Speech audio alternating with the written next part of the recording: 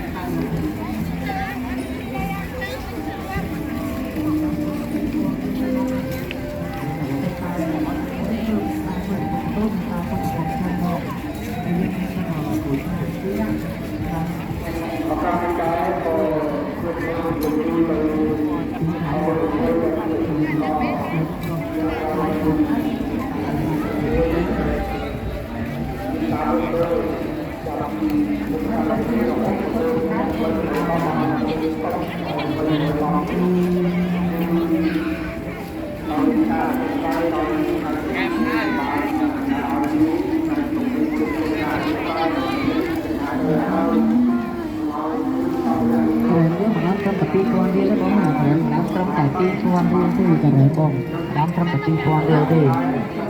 nó có một cho tính nó có ngày mình đông nam đang họ bị chung rồi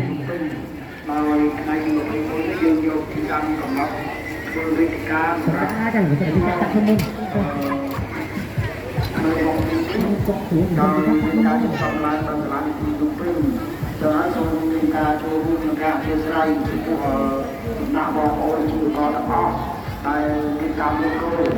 nơi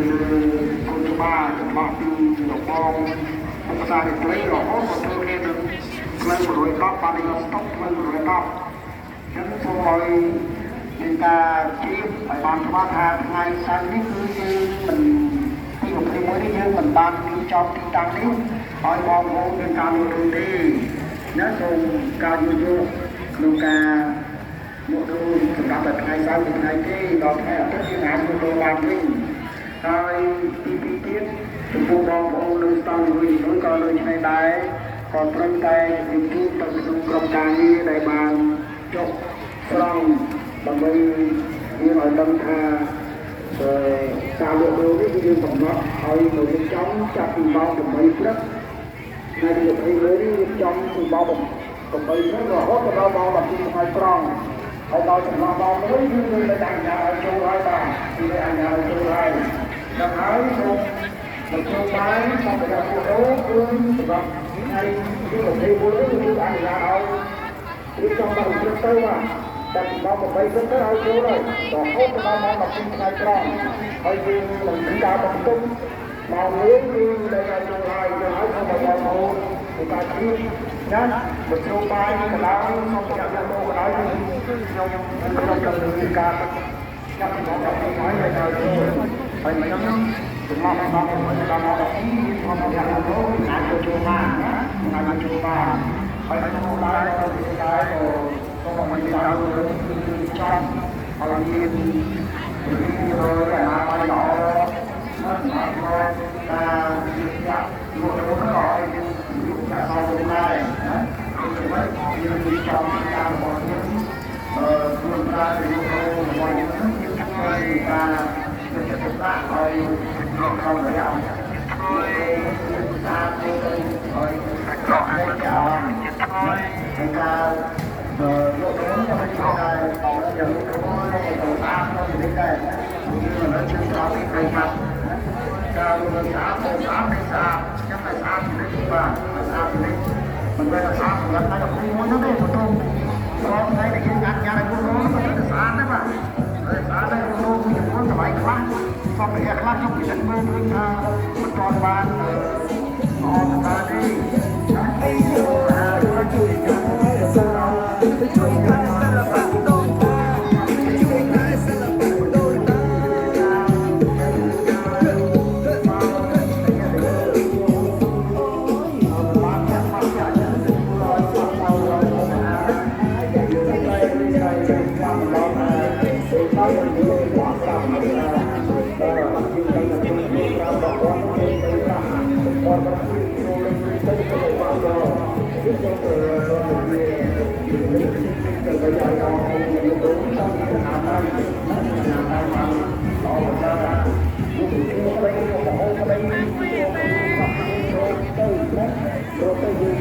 ទៅយ៉ាងហុយយ៉ាងហើ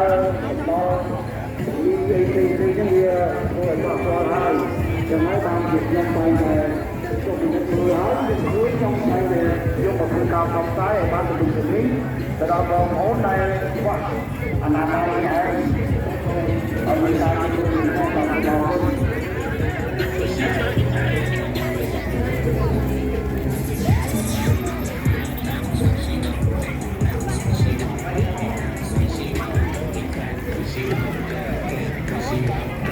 ដល់បងប្អូន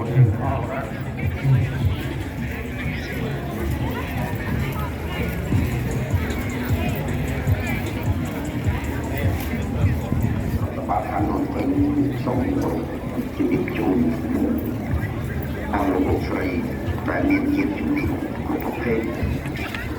កំពុងជាប់នឹងទូផ្លូវព្រះស៊ីសវត្តតែទីផ្លូវស្មៅជឿគេហៅថាផ្លូវវត្តព្រីគឺសូមឲ្យលោកស្រីម្ចាស់ជំនាញគ្រប់ប្រភេទមេត្តាយកទៅចោលនៅខាងក្រៅបរិវេណ ការបិទទុកសម្រាប់ផ្លូវស្មៅជឿនេះគឺវត្តនេះដូច្នេះក្នុងនាមខ្ញុំចូលមកឲ្យរដ្ឋបាលខាងលើទៅនៅសាលាទីនោះទៅតែងតែគោរពនិងជំរាបជូនអស់លោកស្រីដែលចាំមានជំនាញគ្រប់ប្រភេទកំពុងចោលទៅលើទ្រង់ផ្លូវដ៏ពិសេសនិងពីចោលផ្លូវដ៏ពិសេស ចាំពីលើមកតែទៅមុខក៏សូមទៅគ្នានឹងផ្លូវ88មកចូលវិធានទន្លេសាបនៅក្នុងកំណត់ពេលបន្ទប់នេះគឺខ្ញុំបានសកស្រាយហើយថាមិនឲ្យបងប្អូនយកមកចូលបាយយើងពីគ្រប់ប្រភេទមកឈប់ចោលទៅលើទ្រង់ផ្លូវដ៏ពិសេសនិងកញ្ចៅផ្លូវដ៏ពិសេសនេះឡើយទាំងសងខាងផ្លូវជាពិសេស បងប្អូនដែលមានលំនៅឋានស្របជាមួយនឹងផ្លូវកសិសវត្តនេះក៏យល់ជ្រាបដែរថាចិញ្ចើមផ្លូវនេះយើងទុកសម្រាប់ផ្លូវស្មៅជើងនិងបងប្អូនប្រជាពលរដ្ឋលោកមកកំសាន្តនៅក្នុងនោះដែរក៏មិនអនុញ្ញាតឲ្យចងដោយសារយើងរៀបចំកិច្ចការទាំងអស់នេះដើម្បីយើងឲ្យមានសណ្ដាប់ធ្នាប់របៀបរៀបរយនិងសុខភាព លើទ្រង់ផ្លូវចិញ្ចើមផ្លូវដូច្នេះសូមឲ្យមានការយល់យោគពីសំណាក់បងប្អូនប្រជាពលរដ្ឋទាំងនៅលើទ្រង់ផ្លូវទាំងនៅផ្ទះជាប់ដែលបងផ្លូវព្រះស៊ីសវត្តដែលយើងបានសម្រាប់ផ្លូវស្មៅជើងនេះគឺសូមការអធិស្ឋានពីគឺរកការរំលោភសូមឲ្យបងប្អូនទីបកការលក់ដូរនៅក្នុងស្ថានភាពមួយគឺធ្វើយ៉ាងណាយើងគោរពតាមការរៀបចំរបស់រដ្ឋបាលខាងលើពេញហើយការកំណត់របស់រដ្ឋបាលរាជធានីពេញនេះដែលអនុញ្ញាតឲ្យស្ថានភាពមួយមានទំនុកដូច្នេះសូមឲ្យគោរពតាមការរៀបចំនេះ